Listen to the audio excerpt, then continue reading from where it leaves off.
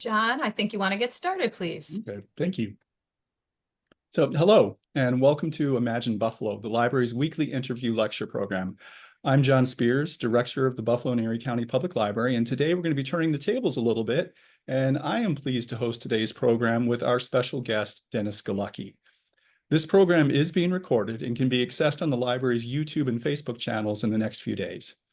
So, starting off, hello, Dennis, and thank you for being here. Each week, you run this program and ask the questions. Now we're turning the tables, like I said, and you are being honored. Today, we're celebrating the 15th anniversary of Imagine Buffalo, the library's weekly interview program in partnership with the Center for the Study of Art, Architecture, History, and Nature, also known as CSUN. Over the course, this has featured more than 550 guests since 2009, including a wide array of cultural and business leaders, developers, educators, elected officials, and foundation representatives discussing local initiatives and projects large and small. So on to our host of honor. Dennis Galucki is a native of Western New York. He attained a Bachelor of Science degree in Industrial Engineering from the General Motors Institute, now known as Kettering University. After several years working locally at GM, he switched careers and became an investment advisor. But his real contributions to Western New York began after he retired in 1998, including serving to this day as a docent of the Darwin Martin House and the Buffalo AKG. Dennis was likewise instrumental in winning the 21st Century Fund Award to install historic signage in downtown Buffalo and encouraging the National Trust for Historic Preservation to hold its annual conference in Buffalo in 2011. In 2009, Dennis founded the Center for the Study of Art, Architecture, History, and Nature and initiated this weekly Imagine Lifelong Learning public program series. He also collaborated with the Chautauqua Institution each summer to host the annual Buffalo Day at Chautauqua, a program that's still going on. Before we open our discussion with Dennis, we want to do something special as a token of appreciation from the Buffalo and Erie County Public Library for Dennis's commitment to our community. We're thrilled to present to Dennis a proclamation from Erie County Executive Mark Poloncarz. We'll, of course, drop off the original to you, Dennis. But let me take a minute to read one of the key points. Whereas Dennis Galucki has contributed his time, philanthropy, and effort in support of many, many local organizations, including the library system, Darwin Martin House, Buffalo AKG Art Museum, Preservation Buffalo Niagara, Buffalo History Museum, Explore and More, the Chautauqua Institution, and many, many more. That one whereas contains so much of the impact that he has had in this community. Congratulations on this recognition, Dennis. Thank you. So now on to our discussion. So Dennis, when you started the Imagine series in 2009, what was your goal then? And has it changed at all over these 15 years? Good place to start. The goal really was started at Chautauqua. Chuck Lacusa and I presented over 2 years, 2006, the summers of 2006 and 2007, a week-long course that I called Imagine Buffalo in the 21st Century. Chuck was nice enough to show a lot of visuals of our attractions. And I had a bit of a narrative. It was 3 Monday, Wednesday, Friday, hour-and-a-half program. So it was comprehensive. And then when that was over, Chuck and I were serving on the board. And I see Bob Shively, along with Bob Shively, on the Landmark Society of the Niagara Frontier. And our goal there was to enhance appreciation of the built and natural. Very simple but profound, I thought, mission statement. So when I kept looking at the Martin House as a docent, early first 2 years of docent training class that they had. By the way, I did 25 years and I'm not a docent any longer, but thank you for mentioning it. But I kept asking myself, what made this Martin House so attractive to the community that it was on target to accomplish something, the restoration of an empty building, basically, that had sat empty for years, and then finally had some nominal uses. And off we went as a community And I came up with these four elements that it was about architecture for sure, but it was really also about art. Like I saw it as a piece of art, like you're inside a sculpture of some sort. It was about history, Buffalo history, architecture history, American history. Um, but really, it was about nature. And Frank Lloyd Wright would call it organic architecture from inside out. So I thought if beauty is to be found in something with those four elements, it would be worth exploring an idea which I came to call the Buffalo Chautauqua idea. And with its roots in Chautauqua. On a fateful Saturday or September day in 2009, I was riding my bike by the library, and when we were on the Landmark Society, we had some speakers, a speaker program in the Market Arcade, and I stopped at the library, saw Ann Conover, and asked her if she'd be interested in a speaker program with the title of Imagine Buffalo. And 15 years later, here we are. That's quite a history. Thank you. You're welcome. So your enthusiasm and positive attitude are just inspiring to everyone. And I think in your answer to the last question, you can see how that just shines through. And you've been such an incredible ambassador for our region. Do you have a favorite speaker or a few favorite speakers or topics that Imagine has covered over those 15 years? You know, I got a couple of my kids on here. Ask me if I have a favorite child. It would be just as hard. You know, it's really the combination of people that have been on. And I told Barbara, my wife, after last week, I said, you know, I really enjoy hearing these speakers. That's why I ask them to speak. Last week we had a fellow I just bumped into at the church service across the street, Blessed Sacrament, and he was called, his mission, to go to all the diocesan churches, 193 of them, go to their mass, and then photograph them. And he told a story of all the downtown ones last week, Ray Geska. Incredible story. And it's those sorts of things. And certainly these churches are all about art, architecture, history, and nature, human nature included. So the last one and the next one have been my favorite. That's understandable. It is hard to pick a favorite child. Have you had any over the years that surprised you, that you thought were going to go one way, but then when you actually interviewed them, it just went in a completely different direction than what you thought might happen? Well, I don't want you to, only because it is so current. I thought I'd get some nice pictures from this person that I just bumped into, literally didn't know him. And that was last spring, signed him up for a December date, and he went along with it. Then I find out he's done his homework and had a narrative to go with the pictures. So I strongly encourage him to see our program as the first of his many potential podcasts that he could create and really promote to the nation these churches that are still open. And for the most part, some of them, you know, scheduled for closure, but for the most part, open.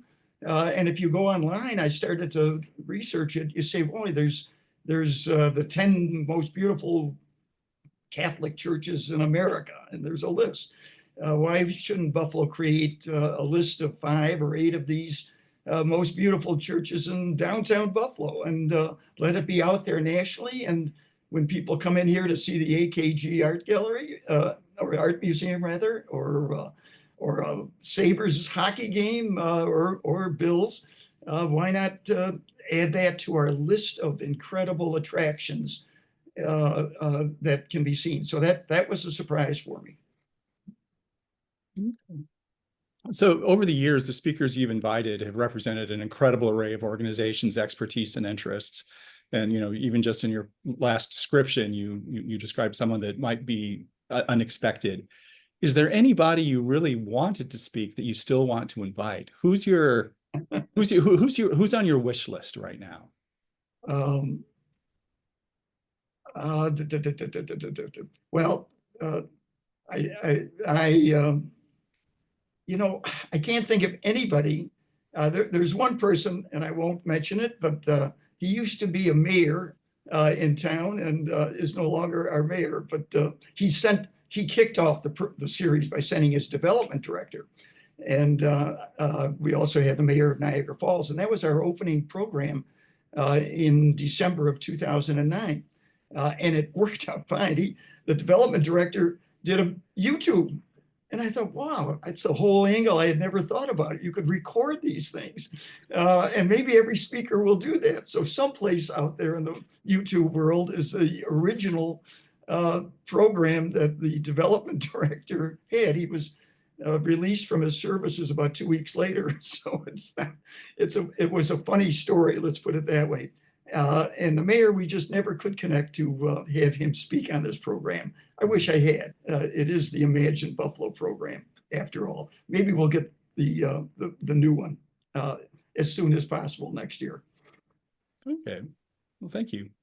Now, the pandemic changed Imagine from an in-person program here at the downtown library to a virtual one that's recorded and archived. And a fun fact, Dennis, you have conducted 180 virtual Zoom programs dating back to 2020. Since Imagine has not gone back to an in-person program, has the series become a legacy project for you? It had that possibility. I had recorded them and uploaded the originals, all of them on Internet Archive. Actually, after about the third one, I thought, well, if I can't do a video, at least maybe I can do an audio recording. And all of those exist on Internet Archive under the code of Cezanne, C as I pronounce it, C-SAAHN. And I put that link to that on every week when I send out an invitation to participate. So it is a delight to see some of these people. As I say, Bob Shibley was and Chuck Lacusa were given the first awards, the Imagine Greater Buffalo Award. And every year we've done given one out the last couple of years to organizations. The 2 years ago in 23, the AKG steering committee that did this incredible job of building the new Buffalo AKG Art Museum. And then last year to Mary Wilson and the Ralph C. Wilson Jr. Foundation, the executive director of that were on. So they were receiving it as a group. But it started literally with Chuck Lacusa and Bob Shibley. Good anchor tenants for that award, I felt. And many other good people in between that it's just a token of appreciation, recognition, if you will. But these are the people that since 2009, I feel have, and organizations that have helped this turnaround that we're all experiencing, at least stabilization of our community, rooted in our incredible cultural organizations. And the anchor tenant there, frankly, is the Buffalo and Erie County Downtown Public Library. My hat's off to you guys and gals for hosting this for all those years. And you really are a treasure. You have to be one of the best library systems in the country. And I think that's underappreciated here in our community. Taken for granted, perhaps. You're just there. But I do travel a bit, and I think it's an amazing thing. Books, a building with books is yesterday's image of a library, and I really felt, especially when it through COVID became a digital.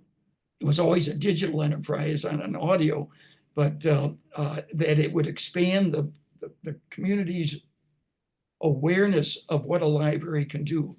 Your launch pad, you're just reimagining yourselves, John, what a library is in the 21st century. And I hope everybody is I'm sure the folks listening to this are, but I hope more of the community becomes aware of your role in literally imagining Buffalo in the 21st century.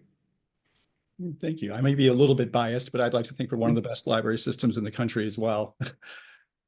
Good. You're working. John, elaborate on that. Why would you think you're one of the better ones? What, just in a sense, what makes it different or one of the better ones in the country? I think a lot of the programs and the services that we offer, you can find at libraries around the entire country. But I think better than most, we do a good job of really trying to respond to the community's needs. We don't just create a service to create a service.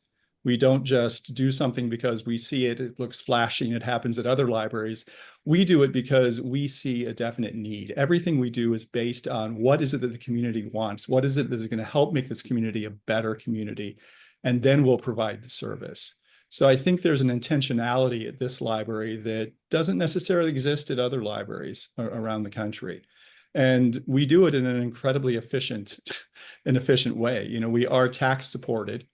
And when you look at comparable libraries our size, to have a system of 37 libraries and a budget of 32 million, that is a very efficient operation compared to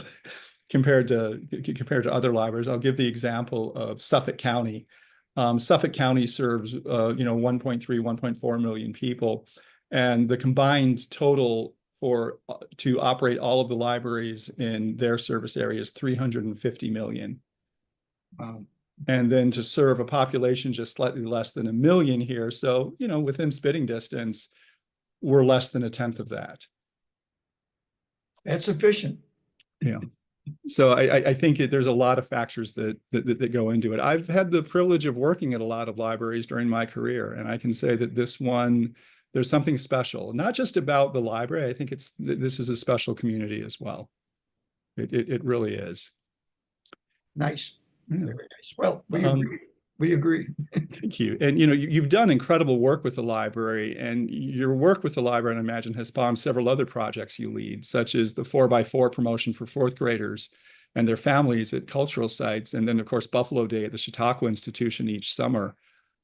Do you want to tell us a little bit about those, but then also what else would you like to accomplish in the name of lifelong learning? Well, thank you. The 4x4, that was sparked on Buffalo Day in 2022. Bob Shibley was one of our speakers, as a matter of fact, and it was around Olmsted's 200th anniversary. And the Interior Secretary spoke about the National Parks program that the second Obama administration that she was a part of had incorporated. And that's when you're in fourth grade, you and your family get to go to a national park free. Simple enough, but it immediately struck me, what if Buffalo led the way to go ahead and say, when you're in fourth grade, you and your family, not just you and your class, that happens often, not enough, but often, but you and your family would have a lifelong experience, literally a lifelong learning experience. And I felt that, how could we do that? How could you take our strong suit, I believe, our cultural legacy that was left to us and we leave behind to others, and hopefully improve on, like we are doing with the Martin House did and have done now with the Buffalo AKG Art Museum, and the Botanical Gardens building to do some legacy. How could we connect all those dots and build it right into the educational system so it's automatic? Your fourth grade, you get to go to these places. So we've just got them together. Now you got to get the word out. I came up with the fourth Saturday for fourth graders type of brand. Turns out that, last year, our theme at Chautauqua was around diversity, inclusion, equity. The IDEA program that both Chautauqua hired a person, so they have a person with a budget line who hosted then a big lunch at the Athenaeum for all of Chautauqua County, DEI types that aren't familiar with it, but are organizations that should be aware of it. And right into the world of controversy, we went nobly and had this great event to go ahead and point to the fact the head of M&T's IDEA program, they call it something else, but the AKG calls it their IDEA program, and so does Chautauqua, inclusion, diversity, equity, and accessibility. So you go ahead and say, wow, that's a good thing to do. And through this program, maybe you can help awareness, literally lifelong learning of ideas that we're incorporating. Corporations want to do it. We had the head of Blue Shield of Highmark and M&T's person in charge of that, Glenn Jackson, who is now chair over at the Oshai Foundation, and shared with Chautauqua, the nation, what Oshai is beginning to reimagine as their mission. So it gives Buffalo at least a platform at Chautauqua. Here's this nationally recognized 150-year-old organization itself, 80 miles away, that attracts literally the world in many levels, but certainly America at its finest, American ideal.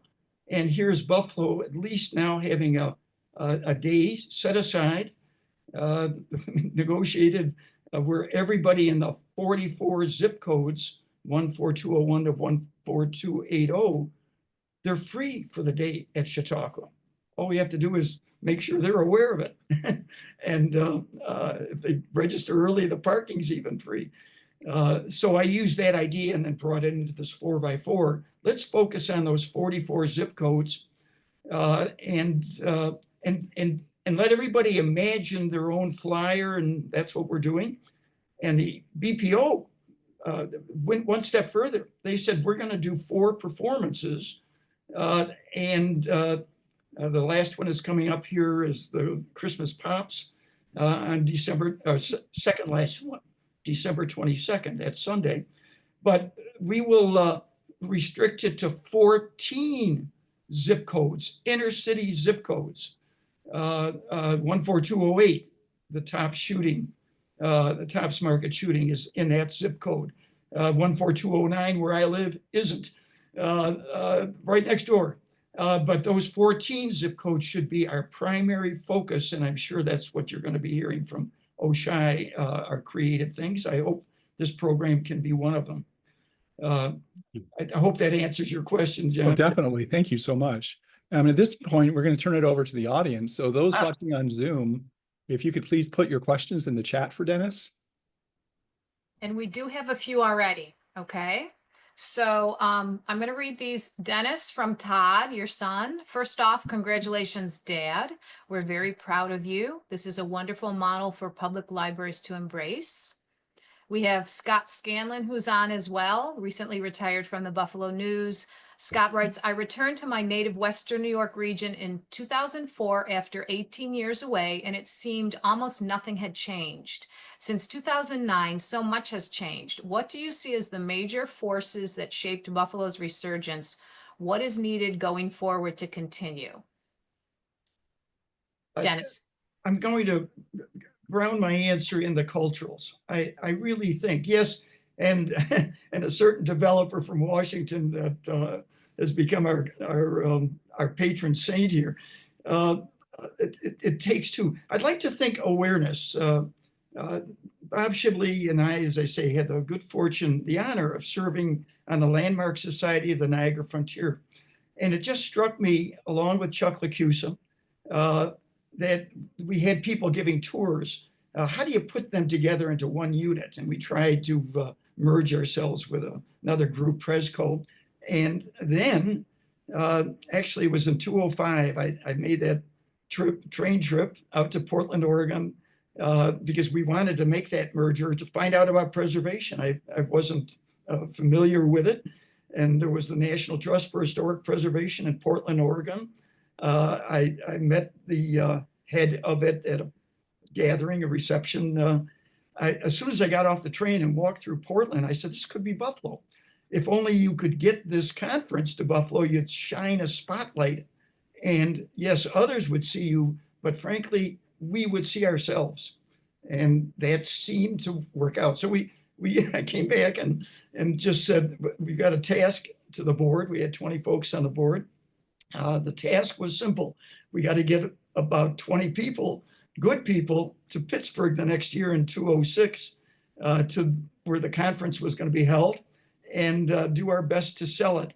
Luckily, the Visitors Bureau had just, with the winnings that I was somewhat a part of with signage, there's the 20th Century Fund, and I was lucky enough to be part of WNED and what's now Visit Buffalo Niagara.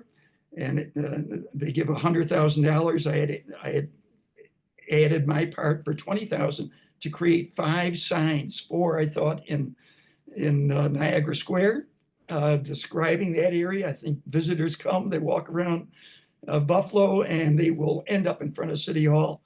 And 1 in Lafayette Square. Well, we gave them 11 signs, and they still exist to this day.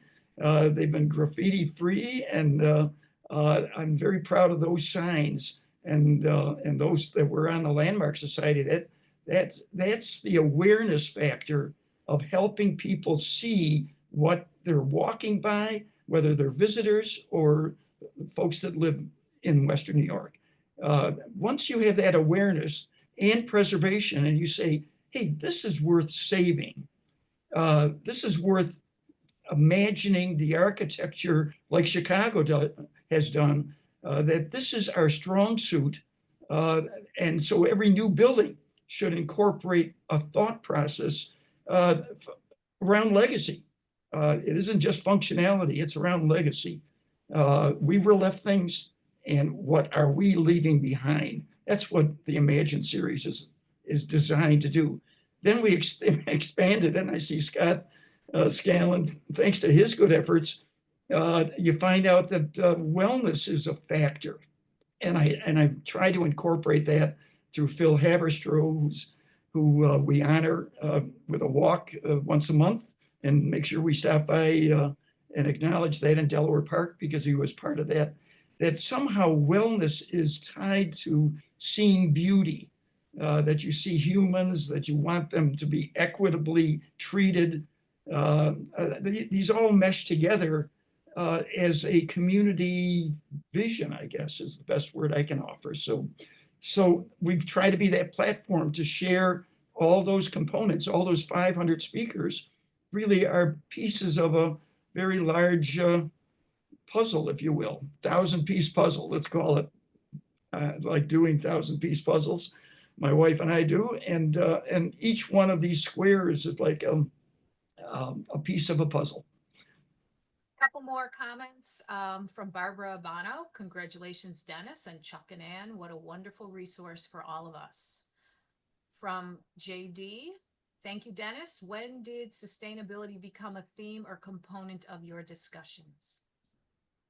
When we did this wellness, adopted the statement, imagine a healthy, wealthy, and sustainable community. Yeah, I think we're in kindergarten at that level as cities to try to imagine what those 3 words would mean: healthy, wealthy, and sustainable. Yeah, we've got some turbines out there, we've got some solar here, we've got some energy thoughts here and there, but for the most part, it's how I built in the wellness, that it's tied to wealth. I was in the investment field for 30 years. JD is on. He and my roots are in giving a class, started in 2008 actually, at Chautauqua, weekly basis, every Monday at the Smith Memorial Library, called The Art of Investing. It was in 2009 that I took that over. uh, and have been leading it ever since. So it was in 2009 that I finished that I thought, well, how could I do this Imagine Buffalo idea? And that's, again, when I stopped at the library, having just been at the library for 9 Mondays at Chautauqua, and to see what might be possible. And that's where I knew Anne, but from our Landmark Society days, but um, she was looking to do a program like this. So really, it was just two people ready to dance this into existence. Just two more questions here, or two more comments from Emily at Preservation Buffalo Niagara. She writes, "Thank you for everything you've done for Buffalo and the preservation world. You inspire me to do my best and keep fighting the good fight. Sincerely, Emily." And some other people agree with that because some claps are around that message. And then our final one that we have is from Mary Martin. "Congratulations, Dennis. To me, you are a true humanitarian with robust values and an exceptionally generous spirit. Question: You've influenced many people in so many positive ways. To continue in that spirit, if you had access to billboard that every Western New York resident and visitor would see, what would it say?" Imagine Greater Buffalo. Because I think it's up to us to imagine and think of the play on words. Yeah, Buffalo is larger than Buffalo. It's the Western New York area, but it's also Greater Buffalo. A president to be kind of picked up on that idea himself. Again, rearranged the words, but really, it's the same notion. It's up to us to imagine where we're going, and then day by day, piece by piece, feel like we're doing our part, pushing the ball along, if you will. We come, we go, and others, if they like what they see, they will continue it and expand upon it. And that's all the Cezanne idea.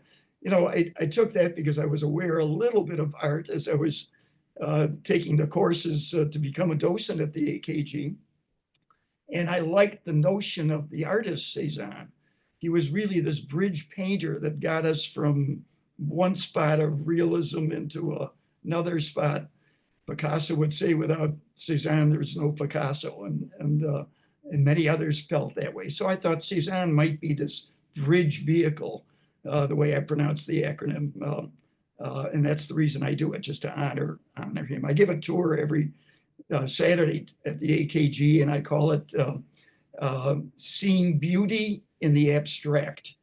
Pope Francis had wrote an encyclical in 2015. And in the last page, the last chapter is about education. And he says, we've got to reimagine education. And paragraph 215 says, we have to start by seeing beauty. And I really thought that was the role of a Landmark Society of the Niagara Frontier, the Preservation Coalition of Erie County. And now those two groups formed, and I appreciate the comment from Emily, Preservation Buffalo Niagara. That's now the guiding group to help us preserve what's worth preserving, fight for it sometimes, but really have a vision of that, and then build what needs to be built. And obviously, a guy like Doug Jamel has the same notion in many ways, and has just he's making things happen. That, by the way, is the answer to your other question. Who would I like to have? I've tried my darndest to get Doug Jamel on this program, and it hasn't succeeded. If anybody knows him well enough and wants to drop it, I'd get him on here. So how's that? By the way, we're going to kick off something on January with Mark Goldman. And I want to point to that because we take a little break here until the first 2 weeks of January. Mark was doing research on the provenance of some of the classic works at the AKG Art Museum. how did they get from the painter to hanging in the wall here in Buffalo? And they have, many of them have great stories. And I said, Mark, are you going to write a book on this? And this, he says, you know, I'm finding people, even if they buy my books, they aren't necessarily reading them. This format is a nice half-hour concise visual. We're a visual society. That's how it works in our last century. And it does just that. It creates, through this YouTube especially, an incredible archive.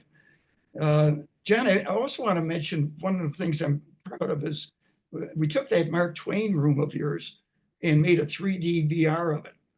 And that created the idea. We've done 9 of those 3D VRs for the library, your special exhibits that you have. People should be aware of that. It's on your website, and do that. We did one for the Hull House and one for a wonderful church in Griffin's Mills, for a group that is emerging, the Friends of Griffin Mills, where Sojourner Truth spoke. Most people don't know that.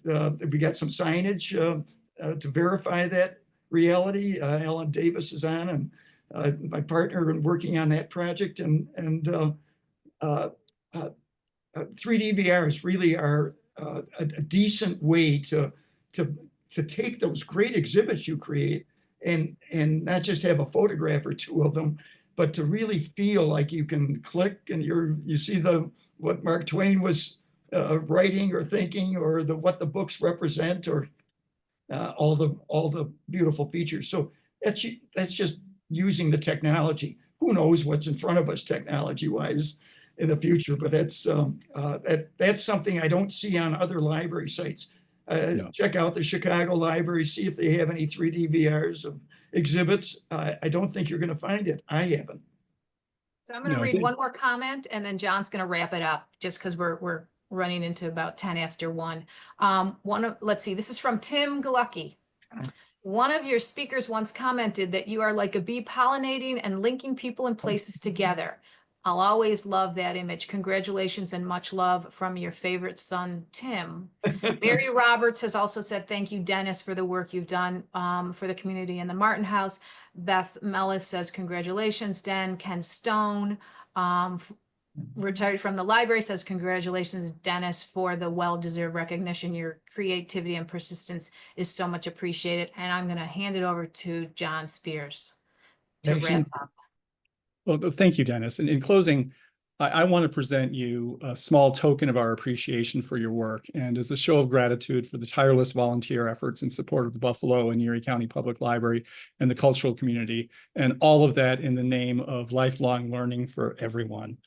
So we have this for you. It's a small trophy, a clear book, open book. Oh, thank you. That's beautiful, John. Thank you so much. Thank you, Joy. And thank you. Your staff is just wonderful. Has assisted, from Melissa to Sean now to others. Thank you. That's beautiful. Well, you're just such a passionate advocate for Western New York's history, for our libraries, for linking volunteers and lifelong learning opportunities in our community, and encouraging students to take advantage of the incredibly rich cultural landscape that exists in Western New York.